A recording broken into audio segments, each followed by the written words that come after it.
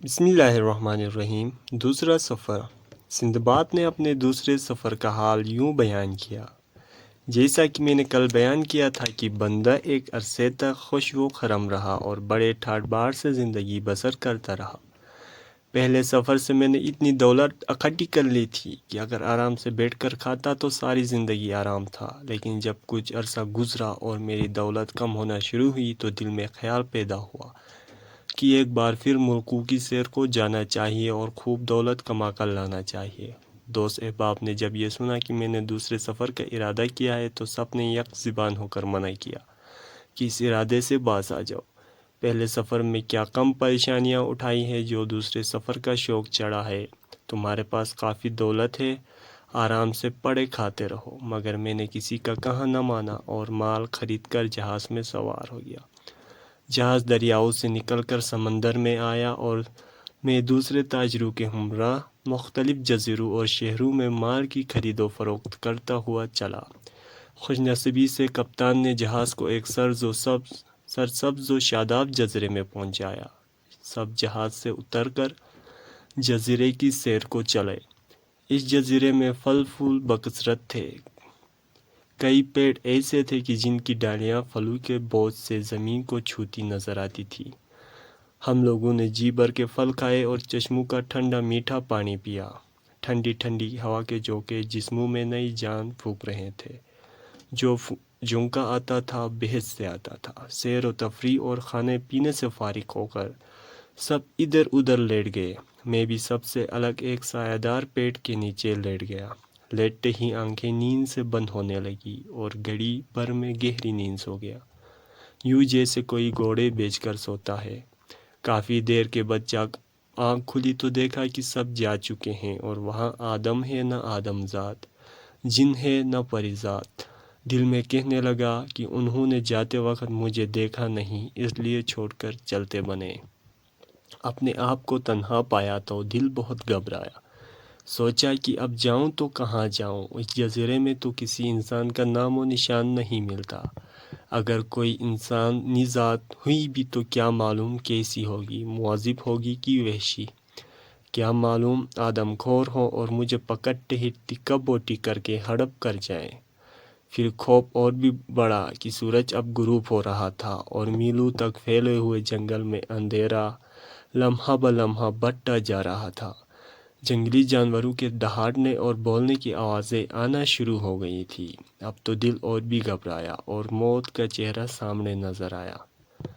پھر دوستوں کے مشورات آئے۔ بہت پچھتایا کہ کیوں ان کی بات نہ مانی۔ اگر ان کا مشورہ مان لیتا اور اپنی ضد چھوڑ دیتا تو اس جنگل میں اکیلا پڑا نہ روتا۔ اب اندھیرا ہوتے ہی جنگلی درندے شکار کی تلاش میں نکلیں گے اور مجھے ہرگز زندہ نہ چھوڑیں گے۔ یہ خیال آتا تو مارے خوف کے دل ڈوبنے لگتا۔ آخر زندگی کو عزیز جان کر ایک اونچے سے پیڑ پر چڑھ گیا اور گھنی شاخوں کے درمیان بسیرا کر لیا۔ درندے چیختے چلاتے شکار کی تلاش میں نکل کھڑے ہوئے۔ اگرچہ میں کافی محفوظ جگہ پر تھا لیکن پھر بھی خوف کے مارے پسینے چھوٹ رہے تھے۔ اتنے میں ایک شیر عین میرے درخت کے نیچے رک کر زور سے دہاڑا۔ جسم میں لہو خشک ہو کے رہ گیا۔ دل زور زور سے دھڑکنے لگا۔ ٹانگیں تھر تھر کانپنے لگی۔ ڈالی پر سے ہاتھوں کی گرفت ڈھیلی پڑنے لگی اور مجھے یقین ہو گیا کہ اب گرا کہ تب۔ اور پھر واقعی ہاتھ چھوٹ گئے۔ آنکھیں ڈر کے مارے بند ہو گئیں اور میں چیخ کر درخت سے نیچے گرا۔ شیر سمجھا نہ جانے کون سی بلا آسمان سے گری ہے، میرے گرتے ہی بھاگ کھڑا ہوا۔ جنگل میں دوسرے جانوروں میں بھی کھلبلی مچ گئی۔ میں نے خود کو زندہ جان کر ایک بار پھر ہمت کی اور ڈرتا کانپتا درخت پر چڑھ گیا۔ اب کی بار میں نے اپنی پگڑی کھولی اور اپنی کمر اور ڈال کے ساتھ کس کے باندھ دی اور کہیں پھر گر نہ جاؤں۔ شیر اگرچہ بھاگ چکا تھا اور میں دوبارہ درخت پر آ چکا تھا لیکن اس کے باوجود میرا خوف ابھی کم نہ ہوا تھا۔ ہاتھ پاؤں اسی طرح کانپ رہے تھے اور دل اب بھی زور زور سے دھڑک رہا تھا۔ بڑی قیامت کی رات تھی۔ ایک ایک لمحہ حشر پر باری تھا۔ نیند کا کوسوں پتہ نہ تھا، البتہ موت کا خیال بھوت بن کر آنکھوں کے سامنے ناچ رہا تھا۔ رہ رہ کر دوستوں کی باتیں یاد آ رہی تھی، گھر کا سکون و آرام یاد آ رہا تھا۔ اس منحوس گھڑی کو کوستا تھا جب دوسرے سفر کا ارادہ کیا تھا، لیکن اب کیا ہو سکتا تھا؟ سر پر جو پڑی تھی بھگت رہا تھا۔ خدا کر کے صبح ہوئی۔ صبح کا اجالا زندگی بن کر جنگل میں پھیلنے لگا۔ جب خوب دھوپ نکل چکی تو میں اپنی پگڑی ڈال سے کھولی اور آہستہ آہستہ نیچے اترنے لگا۔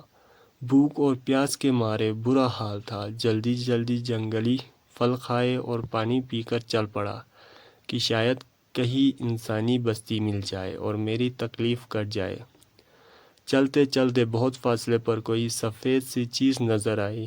غور سے دیکھا تو سفید گنبد سا معلوم ہوا۔ پھر جو غور کرتا ہوں تو ایک چڑیا سی دکھائی دی۔ یاد آیا کہ ان جزیروں میں ایک پرندہ ہوتا ہے جسے روح کہتے ہیں۔ سیاحوں کی زبانی سنا تھا کہ اس پرندے کے بچے اتنے بڑے ہوتے ہیں کہ انڈے سے نکلتے ہی ہاتھی کو نگل جاتے ہیں۔ میں جب اس کے قریب پہنچا تو دیکھا کہ واقعی روح اور مادہ ہے، کیونکہ میرے دیکھتے ہی دیکھتے وہ اندھے پر بیٹھ گئی۔ یہ انڈا اتنا بڑا تھا کہ دور سے سنگ مرمر کا گنبد دکھائی دیتا تھا۔ میں ایک درخت کی اونٹ سے دیکھ رہا تھا اور میرے اندازے کے مطابق انڈے کی اونچائی مجھ سے زیادہ تھی۔ کچھ دیر بعد مادہ رخ انڈے پر سے اڑی اور دیکھتے ہی دیکھتے نظروں سے اوجھل ہو گئی۔ مجھے شرارت سوجی تو ایک بڑا سا پتھر اٹھا کر انڈے پر دے مارا۔ انڈا بلند آواز سے چیخا اور پھر اس کے دو ٹکڑے ہو گئے۔ انڈا تو ٹوٹا، مگر حیرت انگیز بات یہ ہوئی کہ اس کے ٹوٹتے ہی آس پاس کے علاقے میں اندھیرا سا چھا گیا۔ گویا انڈے میں یہ خاصیت بھی تھی کہ جہاں وہ رکھا ہوا آس پاس کا علاقہ روشن ہو جاتا تھا۔ میں ابھی ٹوٹتے ہوئے انڈے کے قریب ہی تھا کہ روح چیختا ہوا آیا اور آتے ہی میری جانب لپکا۔ میں سر پٹ بھاگا کہ جان بچا سکوں، مگر بے سود۔ روح نے ایک جھپٹے میں مجھے اپنے پنجوں میں دبوچ لیا اور نامعلوم مقام کی جانب لے اڑا۔